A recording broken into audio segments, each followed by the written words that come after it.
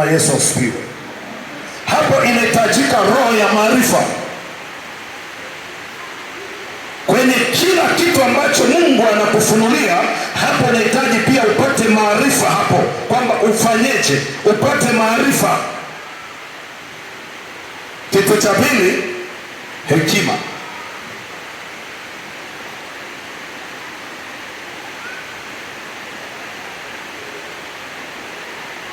Narudia tena kwa sababu pengine ulikuwa umetoa macho hujaelewa.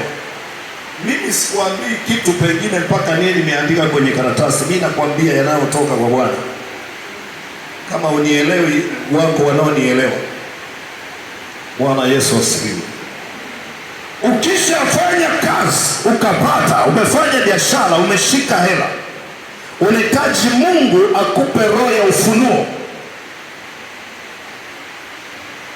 Akupe nini? Roho ya ufunuo. Akupe ufunuo wa jinsi gani utaendeleza hicho alichokupa. Hapo tena nguvu hazihitajiki za mwili, hapo inahitajika ufunuo, kwa sababu kazi ni nyingi. Unaweza ukajiingiza kwenye kazi ambayo haitakuwa na return, kwa sababu umeona fulani anafanya, ila Mungu hajakupa ufunuo katika hiyo. Lakini hata akikupa ufunuo, kuna vitu viwili vinahitajika hapo: maarifa. Lazima uwe na maarifa kwenye hiyo.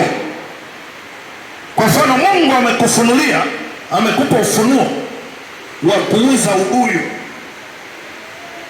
Ubuyu tena, ninawaza kuwa na duka la vitenge. Mbona zalau ubuyu na ukwaju, wakati kilo moja pale Dar es Salaam ya ukwaju sio 3,000.